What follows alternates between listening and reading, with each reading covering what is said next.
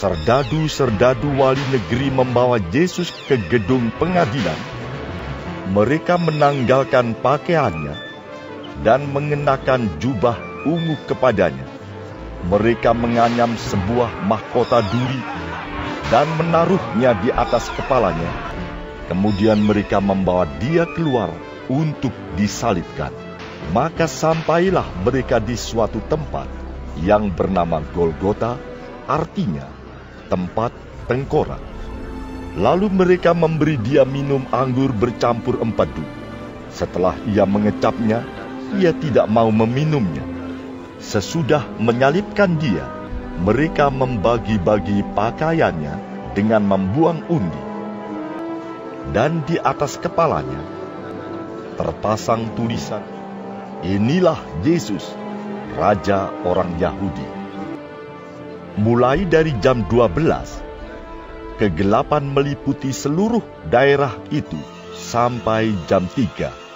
Kira-kira jam 3, berserulah Yesus dengan suara nyaring, "Eli, Eli, lama sabachthani." Artinya, "Allahku, Allahku, mengapa engkau meninggalkan aku?" Lalu Yesus berseru dengan suara nyaring, "Ya Bapa, ke dalam tangan-Mu kuserahkan nyawaku."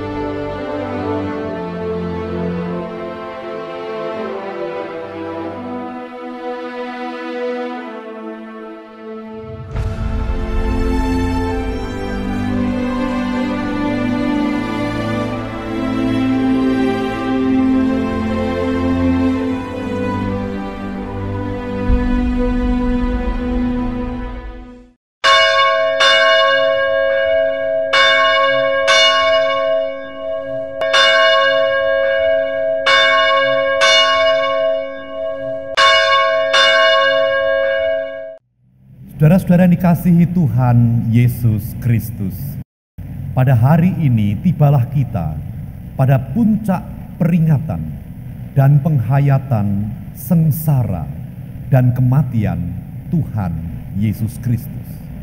Akan kita resapkan melalui ibadah Jumat Agung dan perjamuan kudus.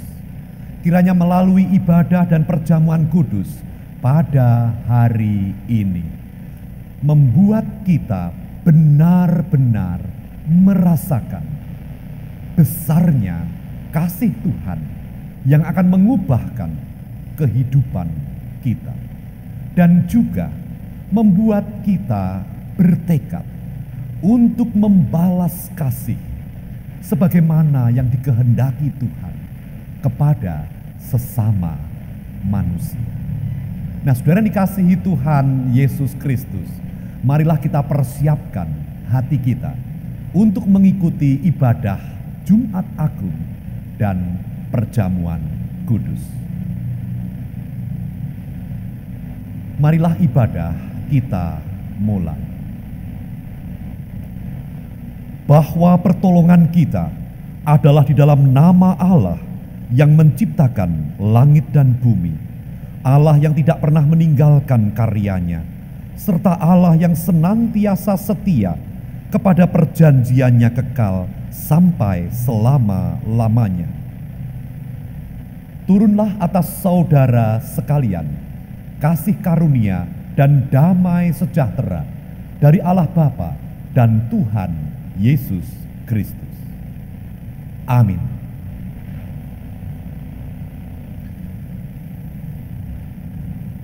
Saudara-saudara yang dikasihi Tuhan, saya akan membaca warta Jumat Agung.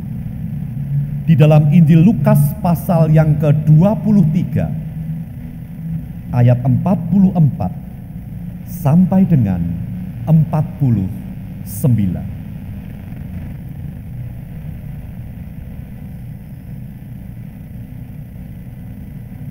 Di sana dikatakan demikian.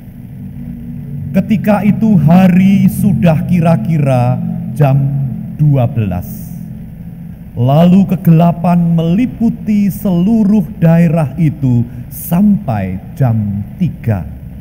Sebab matahari tidak bersinar.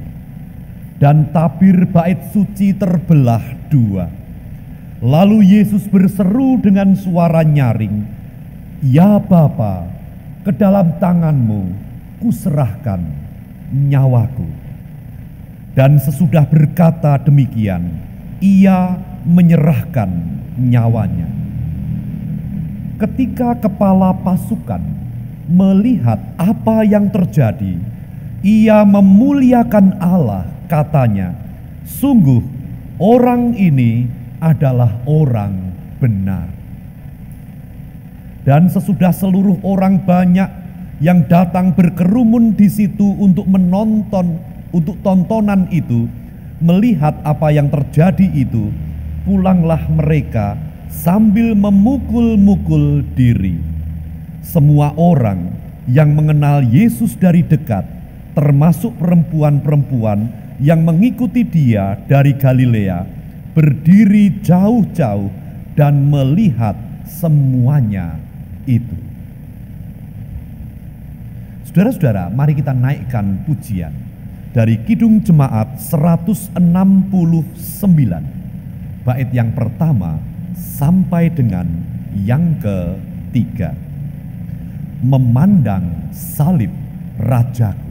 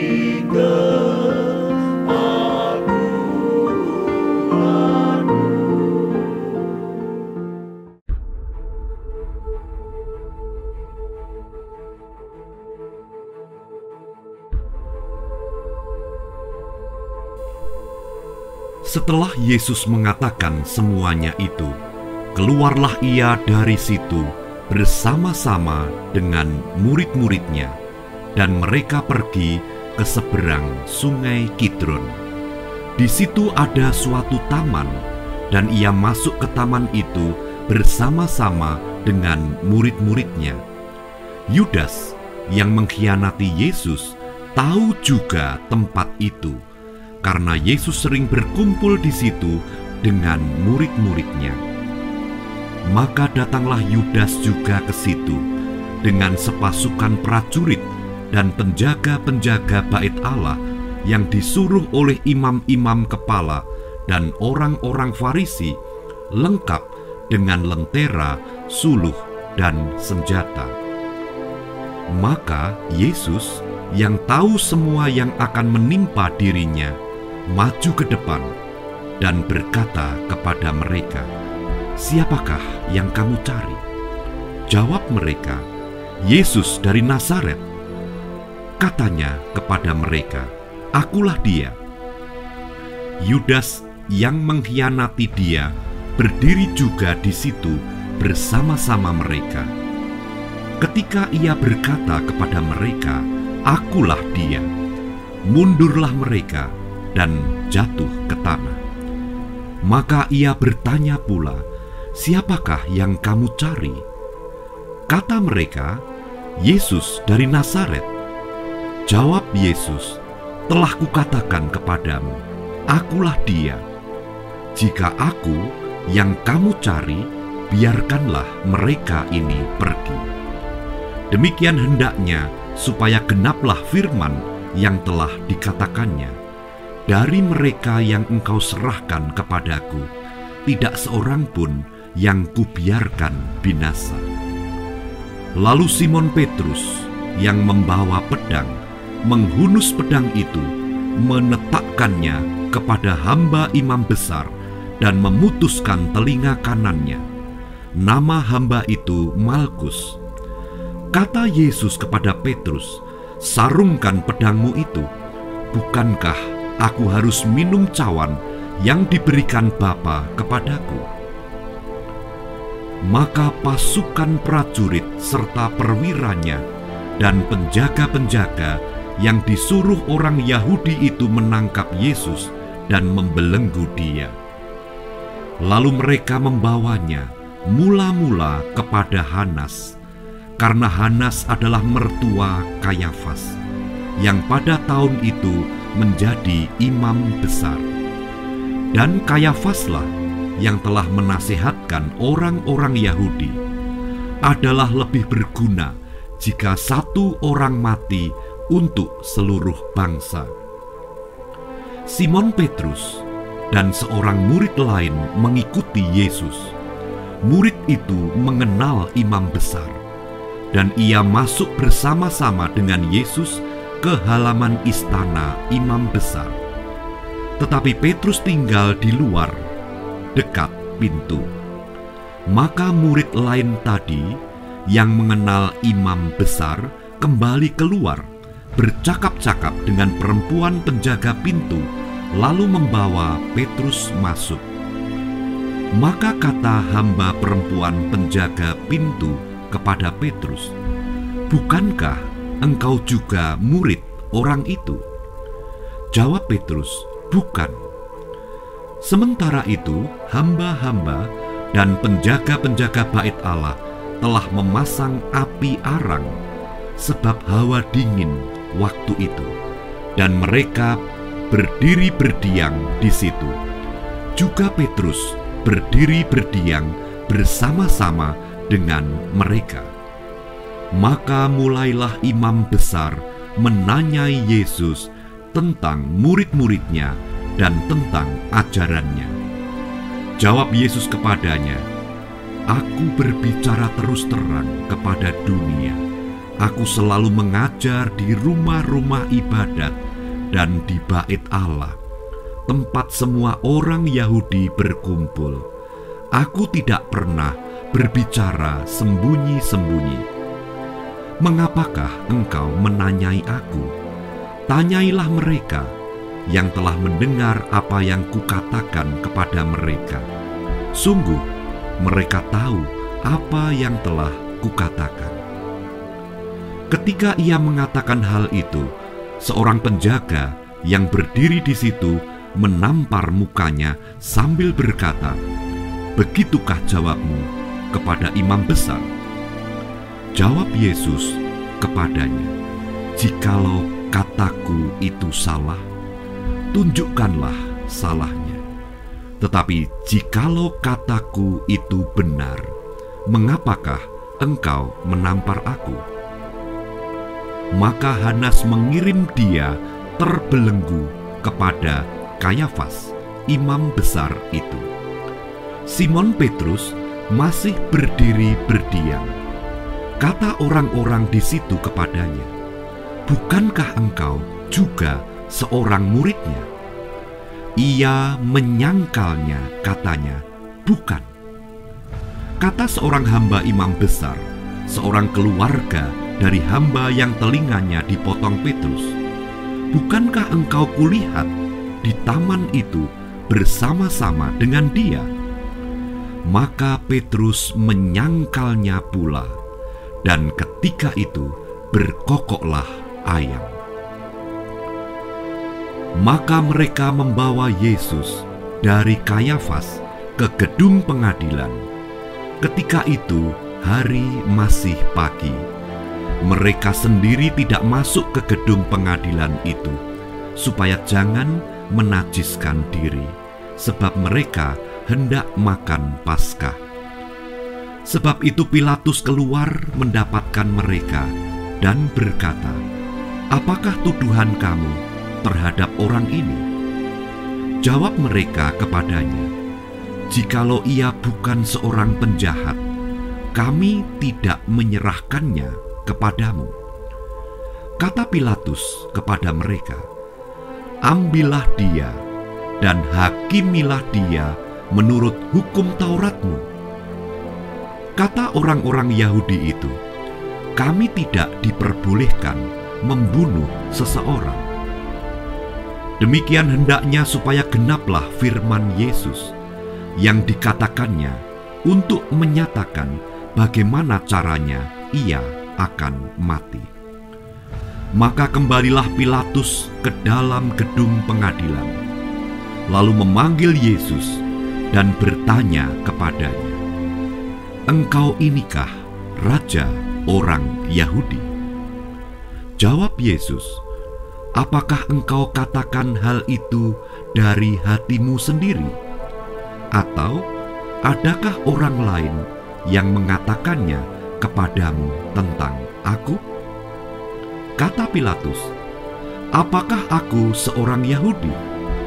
Bangsamu sendiri dan imam-imam kepala yang telah menyerahkan engkau kepadaku, apakah yang telah engkau perbuat?"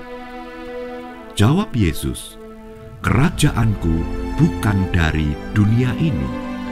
Jika kerajaanku dari dunia ini, pasti hamba-hambaku telah melawan, supaya aku jangan diserahkan kepada orang Yahudi. Akan tetapi kerajaanku bukan dari sini." Maka kata Pilatus kepadanya, "Jadi engkau adalah raja?" Jawab Yesus, "Engkau mengatakan bahwa aku adalah raja. Untuk itulah aku lahir, dan untuk itulah aku datang ke dalam dunia ini, supaya aku memberi kesaksian tentang kebenaran. Setiap orang yang berasal dari kebenaran mendengarkan suaraku." Kata Pilatus kepadanya, "Apakah kebenaran itu?"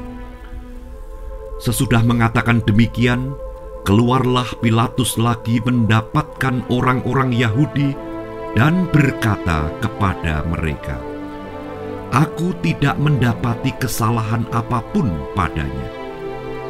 Tetapi pada kamu ada kebiasaan bahwa pada Paskah aku membebaskan seorang bagimu.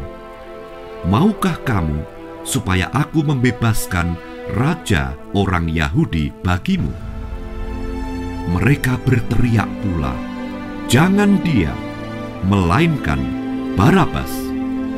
Barabas adalah seorang penyamun. Lalu Pilatus mengambil Yesus dan menyuruh orang menyesah dia. Prajurit-prajurit menganyam sebuah mahkota duri dan menaruhnya di atas kepalanya. Mereka memakaikan dia jubah ungu, dan sambil maju ke depan mereka berkata, "Salam hai Raja orang Yahudi." Lalu mereka menampar mukanya. Pilatus keluar lagi dan berkata kepada mereka, "Lihatlah, aku membawa dia keluar kepada kamu, supaya kamu tahu bahwa aku tidak mendapati kesalahan apapun padanya." Lalu Yesus keluar, bermahkota duri dan berjubah ungu. Maka kata Pilatus kepada mereka, "Lihatlah manusia itu." Ketika imam-imam kepala dan penjaga-penjaga itu melihat dia, berteriaklah mereka, "Salibkan dia! Salibkan dia!" Kata Pilatus kepada mereka, "Ambil dia dan salibkan dia, sebab aku tidak mendapati kesalahan apapun padanya."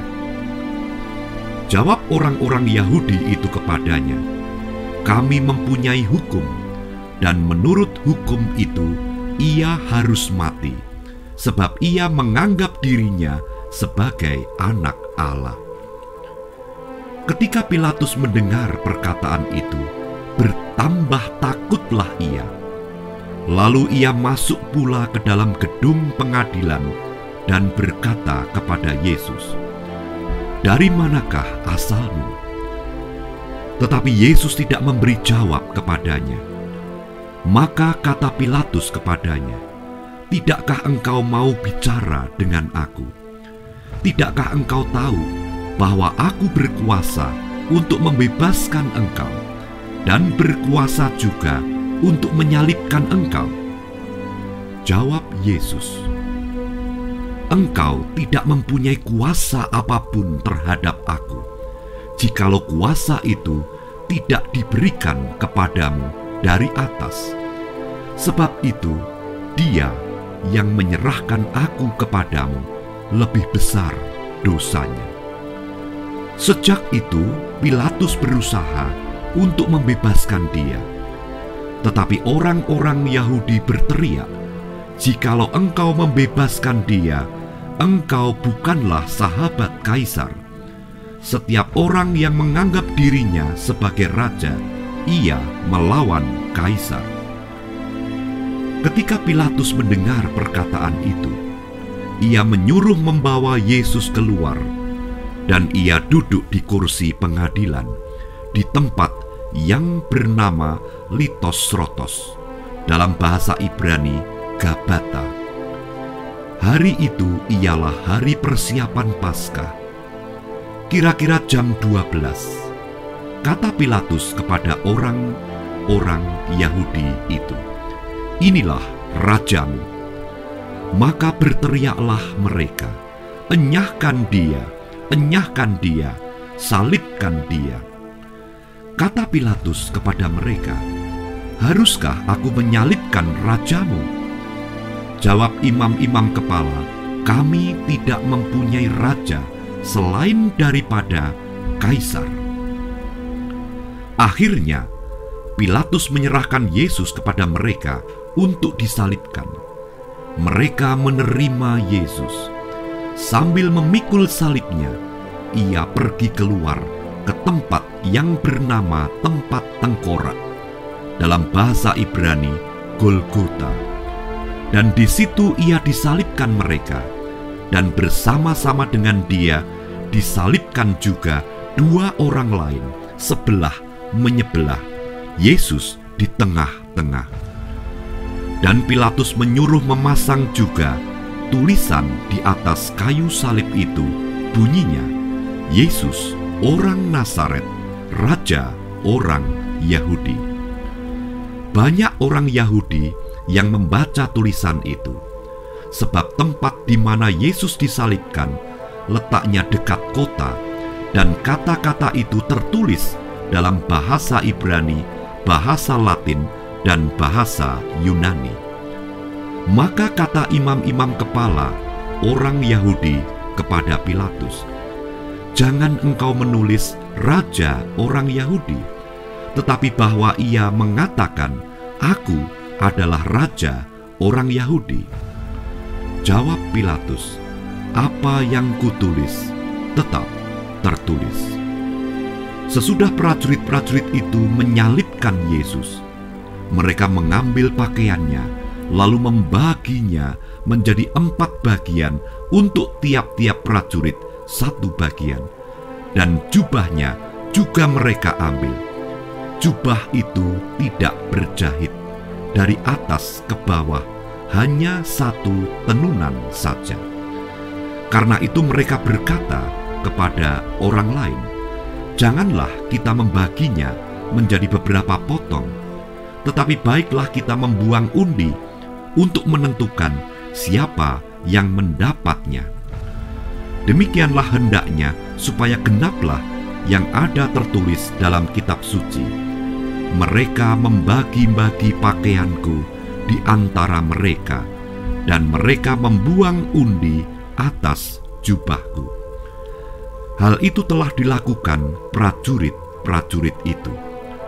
Dan dekat salib Yesus berdiri ibunya dan saudara ibunya, Maria, istri Kleopas, dan Maria Magdalena. Ketika Yesus melihat ibunya dan murid yang dikasihinya di sampingnya, berkatalah ia kepada ibunya, "Ibu, inilah anakmu." Kemudian katanya kepada muridnya, "Inilah ibumu." Dan sejak saat itu murid itu menerima dia di dalam rumahnya. Sesudah itu, karena Yesus tahu bahwa segala sesuatu telah selesai, berkatalah ia, supaya genaplah yang ada tertulis dalam kitab suci, "Aku haus." Di situ ada suatu bekas penuh anggur asam. Maka mereka mencucukkan bunga karang yang telah dicelupkan ke dalam anggur asam pada sebatang hisop, lalu mengunjukkannya ke mulut Yesus. Sesudah Yesus minum anggur asam itu, berkatalah ia, "Sudah selesai." Lalu ia menundukkan kepalanya dan menyerahkan nyawanya. Ketika hari itu hari persiapan, dan supaya pada hari Sabat mayat-mayat itu tidak tinggal tergantung pada kayu salib, sebab Sabat itu adalah hari yang besar, maka datanglah orang-orang Yahudi kepada Pilatus dan meminta kepadanya supaya kaki orang-orang itu dipatahkan dan mayat-mayatnya diturunkan. Maka datanglah prajurit-prajurit, lalu mematahkan kaki orang yang pertama dan kaki orang yang lain yang disalibkan bersama-sama dengan Yesus. Tetapi ketika mereka sampai kepada Yesus dan melihat bahwa ia telah mati, mereka tidak mematahkan kakinya. Tetapi seorang dari antara prajurit itu menikam lambungnya dengan tombak, dan segera mengalir keluar darah dan air. Dan orang yang melihat hal itu sendiri, yang memberikan kesaksian ini, dan kesaksiannya benar, dan ia tahu bahwa ia mengatakan kebenaran, supaya kamu juga percaya. Sebab hal itu terjadi, supaya genaplah yang tertulis dalam kitab suci, "Tidak ada tulangnya yang akan dipatahkan." Dan ada pula nas yang mengatakan, mereka akan memandang kepada Dia yang telah mereka tikam. Sesudah itu, Yusuf dari Arimatea, ia murid Yesus, tetapi sembunyi-sembunyi karena takut kepada orang-orang Yahudi, meminta kepada Pilatus supaya ia diperbolehkan menurunkan mayat Yesus. Dan Pilatus meluluskan permintaannya itu. Lalu datanglah ia dan menurunkan mayat itu. Juga Nikodemus datang ke situ. Dialah yang mula-mula datang waktu malam kepada Yesus. ia membawa campuran minyak mur dengan minyak gaharu, kira-kira 50 kati beratnya. Mereka mengambil mayat Yesus, mengapaninya dengan kain lenan, dan membubuhinya dengan rempah-rempah menurut adat orang Yahudi bila menguburkan mayat. Dekat tempat di mana Yesus disalibkan, ada suatu taman, dan dalam taman itu ada suatu kubur baru yang di dalamnya belum pernah dimakamkan seseorang. Karena hari itu hari persiapan orang Yahudi, sedang kubur itu tidak jauh letaknya, maka mereka meletakkan mayat Yesus ke situ. Saudara-saudara, marilah kita berdoa. Allah Bapa yang Maha Kasih, kami merasakan kesedihan di dalam hati kami, karena kami menghayati Tuhan Yesus Kristus hari ini diperingati penderitaan dan kematiannya. Hati kami bersedih karena kami tahu siapa sesungguhnya kami, bahwa kami ini tidak layak di hadapan-Mu. Tetapi Tuhan Yesus Kristus berkenan mati untuk kami, mati untuk dosa-dosa kami, mati untuk menanggung hukuman kami, sehingga kami yang tidak layak ini diselamatkan dan beroleh kehidupan yang baru. Bapa, biarlah melalui firman-Mu kami merenungkan saat ini, supaya saat ini menjadi pengucapan syukur yang tiada pernah berhenti di dalam kehidupan kami, sehingga kami senantiasa ingat bahwa kami semula tidak layak, namun oleh karena kasih-Mu kami diselamatkan. Di dalam nama Tuhan Yesus Kristus kami berdoa. Amin.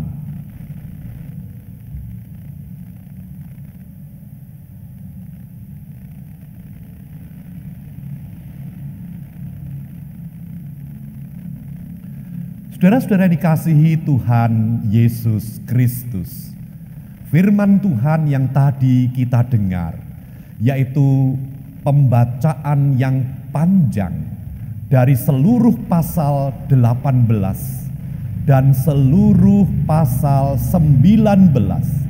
Semuanya itu hendak memberitahukan satu hal kepada kita, yaitu bahwa oleh karena begitu besar kasih Kristus kepada dunia, kasih Kristus kepada kita, maka Dia tidak mengizinkan kita binasa, melainkan Dia menanggung segala hukuman kita melalui setiap penderitaannya dan juga kematiannya. Di dalam firman yang tadi kita baca, kita mengetahui bagaimana Tuhan Yesus Kristus memulai penderitaannya sejak Tuhan Yesus Kristus ditangkap, lalu menghadap imam besar, lalu menghadapi pengkhianatan dari murid yang dikasihinya, saat salah satu muridnya mengatakan tidak mengenal Dia. Dan pada akhirnya sampailah Dia ke istana Pilatus yang takut karena orang banyak, takut terjadi keributan. Maka Pilatus mengambil keputusan untuk mengorbankan Tuhan Yesus Kristus dan membebaskan seorang penjahat. Kisah itu diteruskan, penderitaan semakin berat, yaitu melalui Via Dolorosa, yaitu jalan salib menuju ke bukit Golgota. Di sana, di atas bukit Golgota itu, dunia menyaksikan seorang manusia yang tidak berdosa, seorang manusia yang tidak bersalah menanggung hukuman sampai dengan kematiannya. Dan kisah itu diakhiri dengan dikuburkannya Tuhan Yesus Kristus. Saudara-saudara, marilah perjalanan kisah penderitaan Tuhan Yesus Kristus itu kita pakai untuk melihat penderitaan kita selama kita hidup di dunia yang sesungguhnya belum seberapa jika dibandingkan dengan penderitaan Kristus. Berkat-berkatnya masih terlalu besar atas kehidupan kita. Anugerahnya terlalu banyak bagi kehidupan kita. Dan sesungguhnya jikalau dalam kehidupan kita ada yang kita sebut penderitaan, sesungguhnya itu adalah bagian kecil dari timbunan berkat-berkat yang sejak lahir sampai dengan saat ini kita terima dari Tuhan. Nah, saudara dikasihi Tuhan Yesus Kristus, makna yang pertama ini membuat kekuatan di dalam diri kita, yaitu bahwa dengan pengorbanan Kristus kita boleh menjalani kehidupan yang dapat berupa apapun. Mungkin berupa penderitaan, mungkin berupa kesedihan, mungkin berupa permasalahan. Tetapi dengan penderitaan Kristus dan kematiannya, kita boleh berpengharapan bahwa penderitaan di dunia ini akan ada akhirnya. Penderitaan di dunia ini akan berlalu dan berganti dengan sukacita yang tiada henti di dalam kehidupan yang kekal. Saudara dikasihi Tuhan, lalu yang kedua, pribadi Tuhan Yesus Kristus menunjukkan kasih-Nya kepada kita, menunjukkan kasih-Nya kepada dunia melalui pengorbanan, supaya dengan kematiannya kita hidup, supaya dengan kematiannya saudara hidup mendapatkan kehidupan yang kekal. Nah, pengertian ini menggugah apa di dalam diri kita? Tidak ada lain. Kita pun meneladani apa yang menjadi karya Kristus itu. Pengorbanan untuk mengasihi sesama adalah kasih yang terbesar. Pengorbanan untuk menjadi berarti bagi sesama adalah perwujudan kasih yang diteladankan oleh Tuhan Yesus Kristus. Nah, saudara dikasihi Tuhan Yesus Kristus, nanti di dalam perjamuan kudus, pada saat kita menerima roti dan anggur, yang adalah lambang tubuh dan darah Kristus, maka saat itulah kita tahu bahwa penderitaannya, bahwa kematiannya adalah untuk kehidupan kita, untuk kehidupan saudara. Yang kedua, ketika kita menerima roti dan anggur, maka tahulah kita bahwa Tuhan Yesus Kristus mendelegasikan sesuatu kepada kita agar kita berbuat sama, berbuat kasih yang terbesar bagi sesama manusia melalui setiap pengorbanan kita yang berwujud kepedulian, yang berwujud kasih, dan berwujud pertolongan kepada sesama. Saudara dikasihi Tuhan, biarlah hari ini menjadi peristiwa yang takkan terlupakan, tentang kasih yang besar, tentang kasih yang berkorban, tentang diriku yang tidak layak namun diselamatkan, tentang bagaimana seharusnya Aku membalas cinta kasih-Mu. Tuhan Yesus memberkati. Amin. Mari kita berdoa.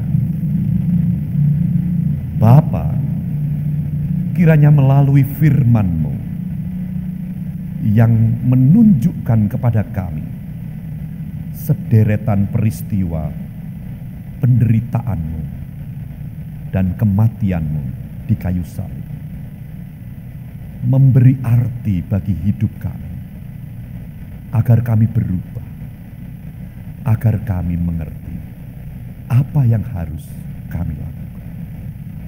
Terima kasih Bapa. Di dalam nama Tuhan Yesus kami berdoa. Amin. Saudara-saudara, marilah kita menaikkan pujian dari Kidung Jemaat 170, bait yang pertama sampai dengan yang ketiga, Kepala yang Berdarah.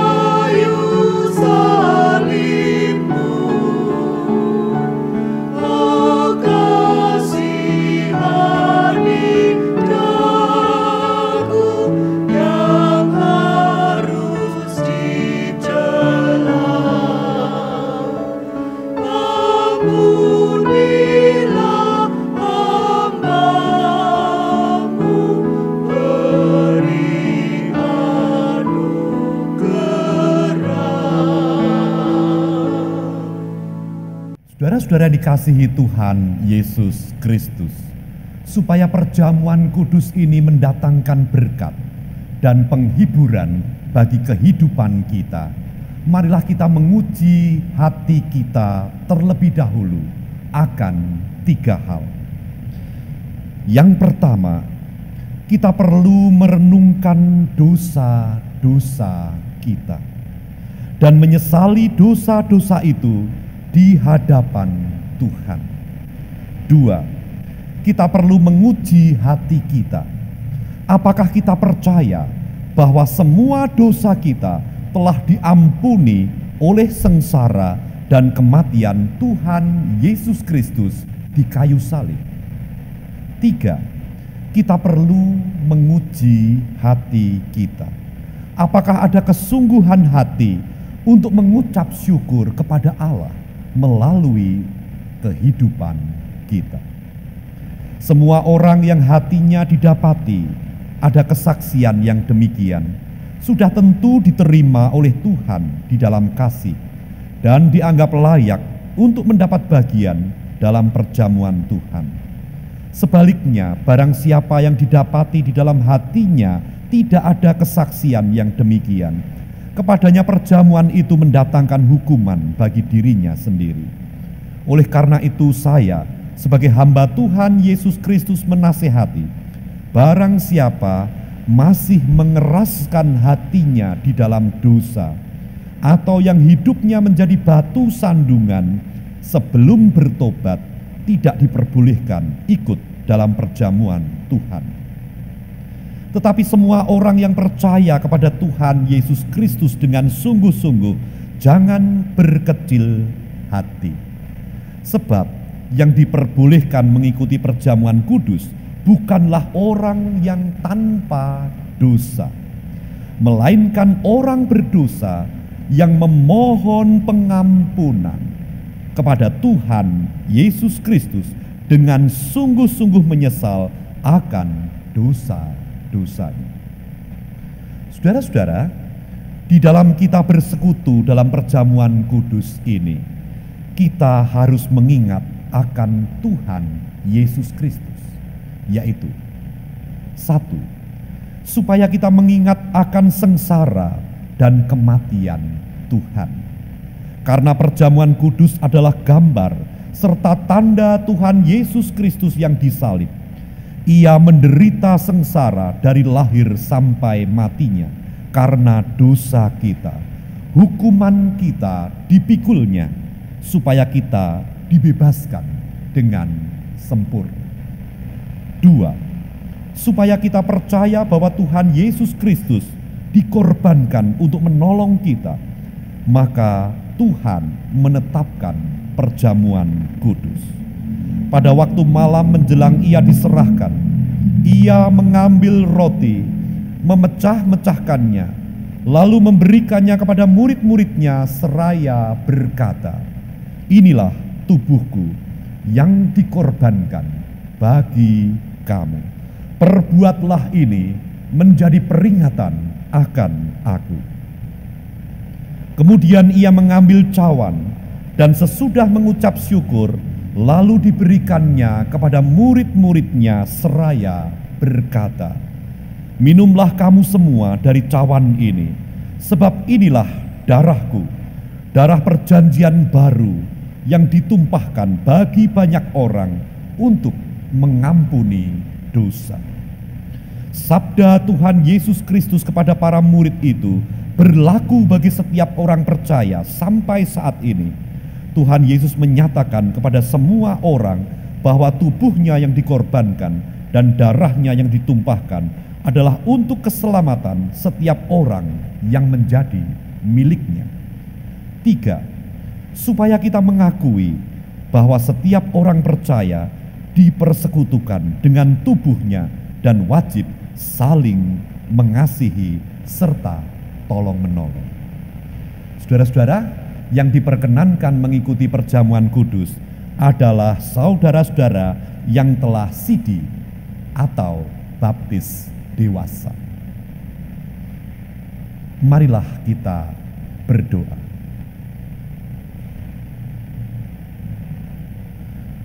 Bapa kami yang penuh setia, permohonan kami kiranya Tuhan menguatkan jiwa kami dengan tubuh dan darah Tuhan yang diibaratkan di dalam perjamuan kudus ini. Tuhan kiranya mengokohkan iman kami yang lemah, dan Tuhan menunjukkan semua dosa kami. Lalu ajarilah kami agar dapat menaruh percaya sepenuhnya kepada Tuhan.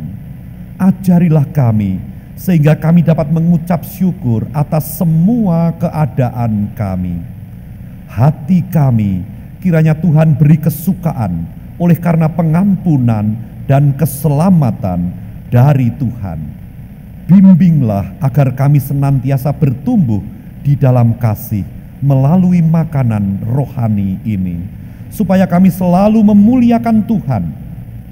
Berilah kepada kami kasih dan pengharapan, sehingga kami dapat memikul salib Tuhan sepanjang hidup kami. Berilah di dalam hati kami kemurahan kepada semua orang yang belum percaya, supaya kami selalu bersedia dan bersemangat dalam memberitakan Injil, dan oleh karena kasih kami melayani setiap orang. Bersihkanlah hati kami dari berhala dunia ini, sehingga hanya Tuhan Yesus Kristus saja yang hidup di dalam hidup kami sebagai juru selamat, raja, dan kepala gereja. Tuhan, kami akan senantiasa berbakti dan melakukan kehendak-Mu. Kiranya hanya nama Tuhan Yesus Kristus yang dimuliakan. Amin. Saudara-saudara dikasihi Tuhan Yesus Kristus, saya akan membaca Yesaya pasal 44 ayat 22.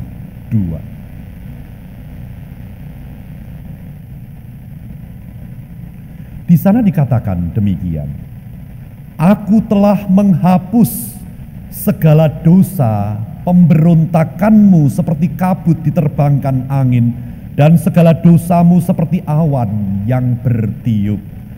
Kembalilah kepadaku, sebab aku telah menebus engkau. Saudara-saudara dikasihi Tuhan Yesus Kristus, marilah kita persiapkan hati kita untuk kita menerima perjamuan kudus.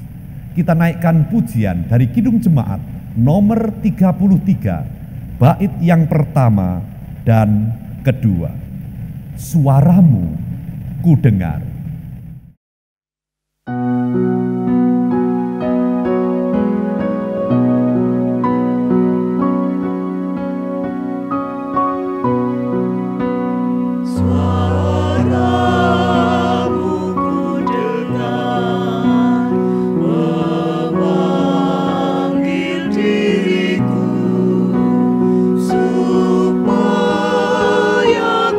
Di Golgota, di basuh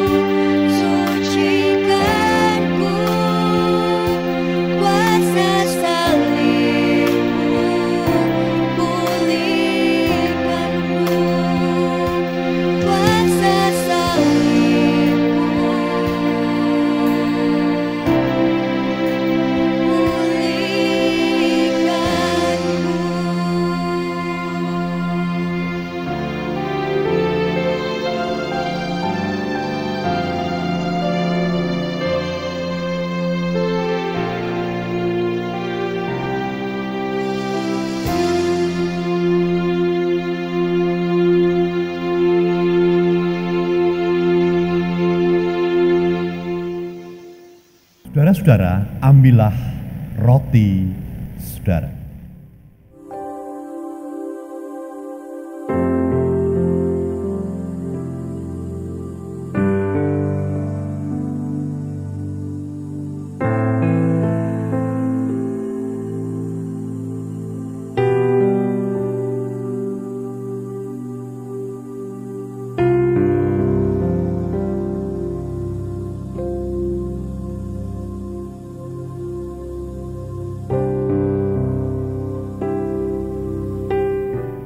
Tuhan Yesus mengambil roti, memecah-mecahkannya, dan memberikannya kepada murid-muridnya seraya berkata, "Inilah tubuhku yang dikorbankan bagi kamu.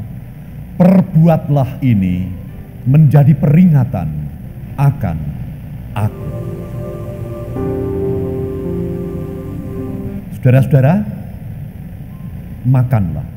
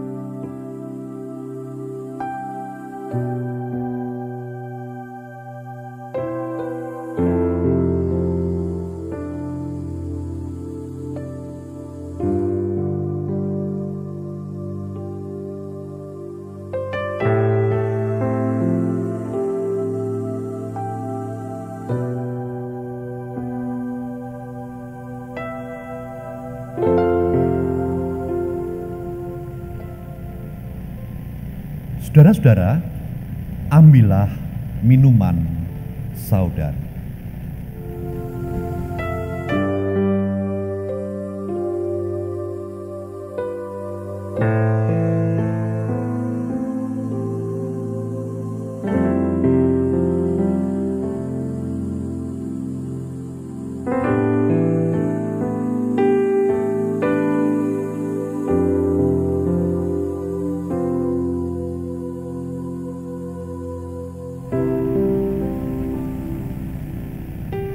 Tuhan Yesus mengambil cawan, mengucap syukur, lalu memberikannya kepada murid-muridnya seraya berkata, "Terimalah, sebab inilah darahku, darah perjanjian baru yang ditumpahkan bagi banyak orang untuk mengampuni dosa."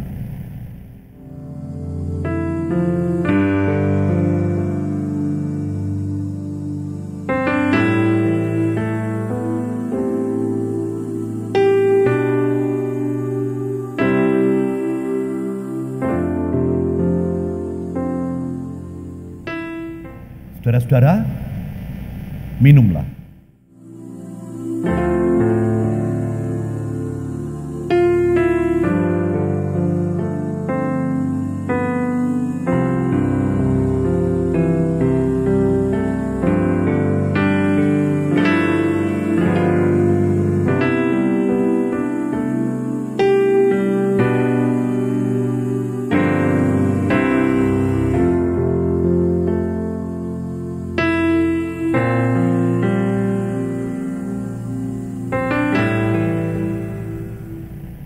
Marilah kita berdoa. Terima kasih Tuhan, kini kami mengerti apa yang menjadi maksud penderitaan dan kematian. Terima kasih Bapa, dengan apakah kami dapat mengungkapkan segenap rasa syukur kami. Terima kasih Engkau telah ada dan beserta dengan kami. Mampukan kami Bapa untuk memiliki kasih seperti Engkau, kasih yang sejati, kasih yang berkorban untuk mengasihi sesama kami. Bapa, pimpin dan sertai kehidupan kami. Beri kami semua kekuatan, kesehatan, keselamatan, dan berkat-Mu yang berkelimpahan. Terima kasih Bapa. Di dalam nama Tuhan Yesus Kristus, kami berdoa. Amin. Saudara-saudara yang dikasihi Tuhan Yesus Kristus, saya akan membaca surat Kolose pasal 2, ayat 6 dan 7.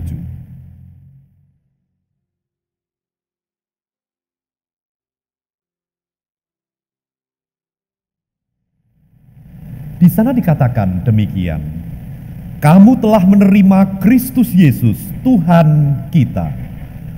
Karena itu hendaklah hidupmu tetap di dalam Dia. Hendaklah kamu berakar di dalam Dia dan dibangun di atas Dia. Hendaklah kamu bertambah teguh dalam iman yang telah diajarkan kepadamu. Dan hendaklah hatimu melimpah dengan syukur. Saudara-saudara, dengan penuh sukacita, mari kita naikkan pujian dari Kidung Jemaat 372, bait yang pertama sampai dengan yang ketiga. Inginkah kau ikut Tuhan?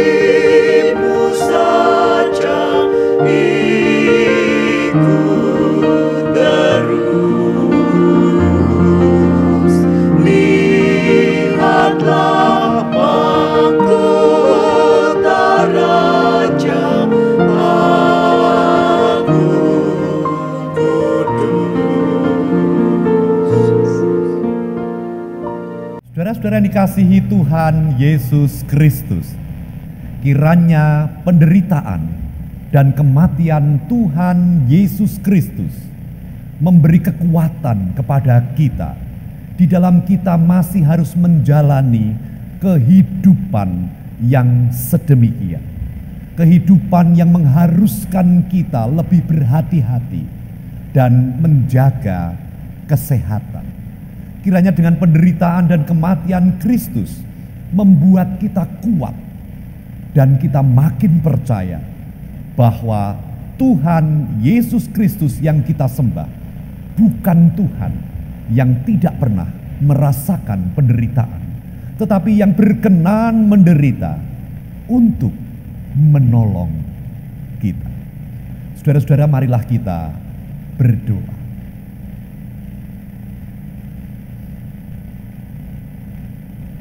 Bapa, kami akan menaikkan doa, yaitu doa yang pernah Tuhan Yesus Kristus ajarkan kepada kami.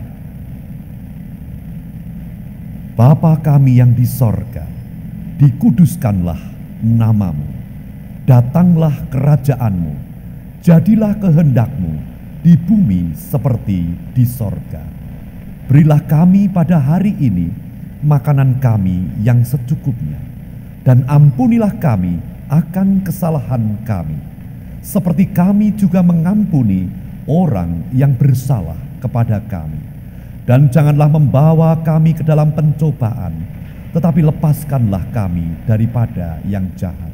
Karena Engkaulah yang empunya kerajaan dan kuasa dan kemuliaan sampai selama-lamanya.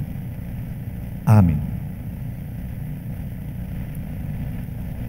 Saudara dikasihi Tuhan Yesus Kristus, marilah kita melanjutkan aktivitas kita, segala tugas-tugas kita di hari-hari yang masih Tuhan beri. Kiranya senantiasa kita ada dalam perlindungan Tuhan. Nah, saudara dikasihi Tuhan, terimalah berkat Tuhan.